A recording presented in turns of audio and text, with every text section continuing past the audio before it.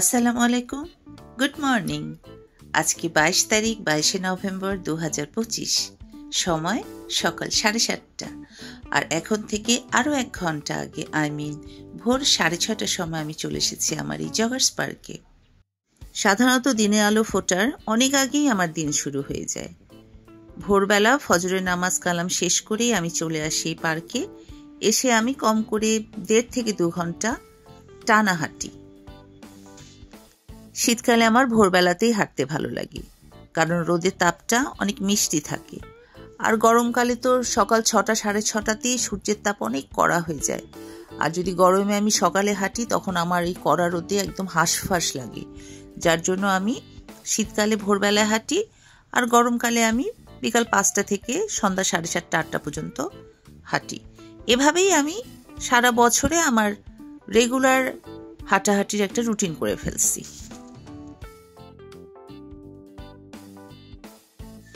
এখানে অনেক লজ্জাবতীর গাছ চোখে পড়ে। এই পার্কে হাঁটার সময় প্রায় আমি ঘাসের ফাঁকে ফাঁকে এরকম লজ্জাবতীর গাছ দেখতে পাই। আর লজ্জাবতীর গাছ দেখলেই তো কার না হাত দিয়ে একটু ছুঁতে ইচ্ছা করে এই গাছের পাতাটা। আমি আমার হাঁটা থামাই দিয়ে বেশ কিছুক্ষণ এই লজ্জাবতীর গাছের পাতাগুলো ছুঁয়ে ছুঁয়ে পাতাগুলোর বন্ধ হয়ে যাওয়া দেখছিলাম, মজা নিচ্ছিলাম আর কি।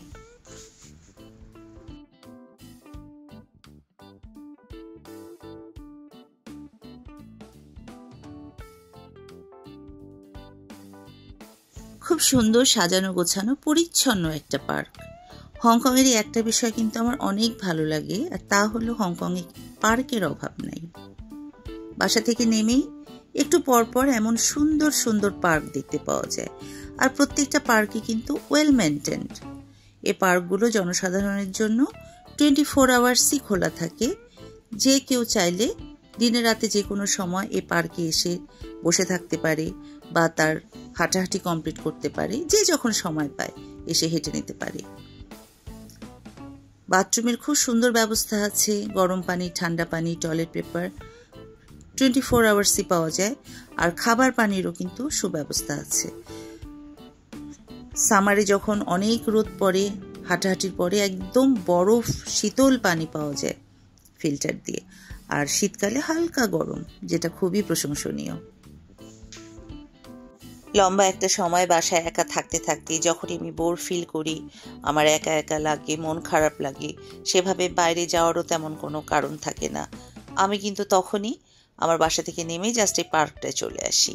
আর এই পার্কটা বিশেষ করে আমার বাসার জাস্ট নিচে হওয়াতে আমার এই পার্কটা আসতে যাইতে অনেক সুবিধা হয়। আর পার্কগুলোতে আসার একটা ভালো দিক হচ্ছে সোসাইটি অলমোস্ট সবাই যার যখন সময় হয়, দিনের বিভিন্ন সময় দেখা যায় মানুষজন তাদের ফ্যামিলি ফ্রেন্ডস নিয়ে কিন্তু পার্কটাতে সময় কাটাতে চলেই আসে। আর যার জন্য ওই পার্কে আসলে কেমন করে যেন সময় কেটেই যায়। আর মন খারাপ থাকলে মন ভালোও হয়ে যায়।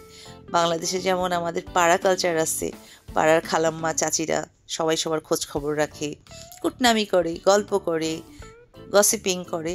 এখানে জাস্ট পার্ক কালচার। এই পার্কেও কিন্তু এমনই হয়। আমি দেখছি সবাই মিলে এখানে বসে আড্ডা মারে। বান্ধবীরা, বিভিন্ন বিভিন্ন ফ্ল্যাটের আন্টিরা, বয়স্ক আন্টিরা বিশেষ করে, তাদের মধ্যে আলোচনা গসিপ চলতেই থাকে। এটা কিন্তু বেশ এনজয় করি। এই জন্য আমার যখনই মন খারাপ লাগে, একা একা লাগে, আমি কিন্তু সময় কাটানোর জন্য এই পার্কটাতে চলে আসি।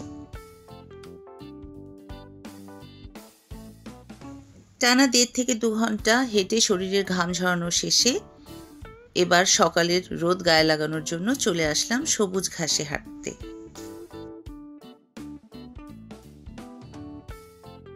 জনগণকে বিভিন্ন রকমের সেবা দেওয়ার জন্য এরা পার্কগুলোকে বিভিন্ন সেকশনে সাজায়।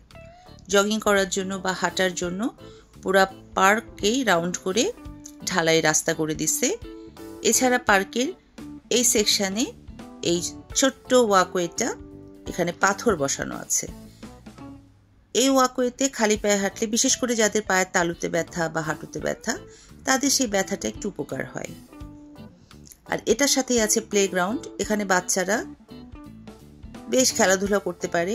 আর সাথে কিন্তু বড়দের হালকা ব্যায়াম করারও এখানে ব্যবস্থা আছে।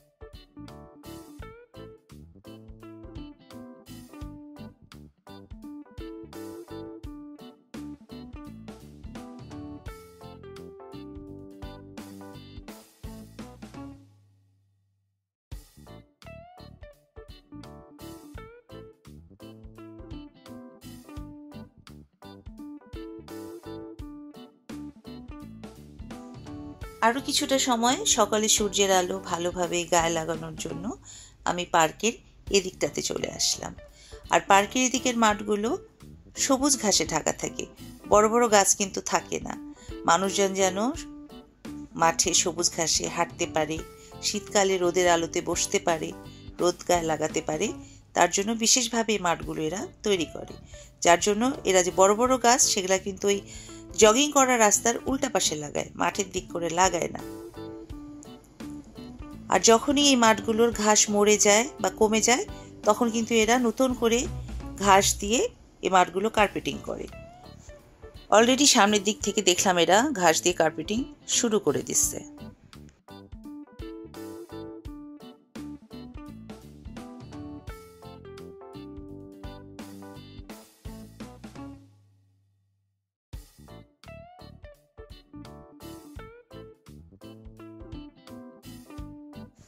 সেই ভোর 3:30টায় ঘুম থেকে উঠে নিজের আনুষঙ্গিক কাজ শেষ করে ফজরের নামাজ কালাম আদায় করে চলে গেলাম পার্কে। সেখানে গিয়ে পাক্কা 1.5 থেকে 2 ঘন্টা হাঁটাহাঁটি করলাম। হাঁটাহাঁটি শেষে সকালে সূর্যের আলো গায়ে লাগিয়ে ভিটামিন ডি নিলাম। এরপর সূর্যের আলোতে আরও বেশ খানিকটা সময় ঘাসে হাঁটাহাঁটি করলাম। মোটামুটি আগামী 1 সপ্তাহ আমার বাসায় কোনো বাজার সদাই করা লাগবে না, সব স্টোর করা আছে। আর যেহেতু সকালবেলা বাজার করার প্যারা নাই, আমি একটু সময় পেলাম, তাই আমি বাসায় ওঠার আগে এই প্লেগ্রাউন্ডে একটু বসলাম। এখানে বাচ্চাদের ফুটবল ম্যাচ প্র্যাকটিস করা দেখতেছিলাম। আসলে বাসায় গিয়েই তো আমাকে দিনের সাংসারিক কাজ শুরু করতে হবে, তাই সাংসারিক কাজ শুরু করার আগে এখানে বসে আমি একটু এনার্জি গেইন করতেছিলাম। আলহামদুলিল্লাহ, এভাবেই আমার একটা দিন শুরু হয়ে গেল। আমার সকালটা মোটামুটি এমনই হয়। তো আজকে আমার ভিডিওটা এই পর্যন্তই। আবার আপনাদের সাথে আমার দেখা হয়ে যাবে আমার পরবর্তী কোনো ভিডিওতে। ততদিন সবাই ভালো থাকবেন, সুস্থ থাকবেন। আর আপনারা সবাই আমাদের জন্য অনেক বেশি দোয়া করবেন। আল্লাহ হাফেজ।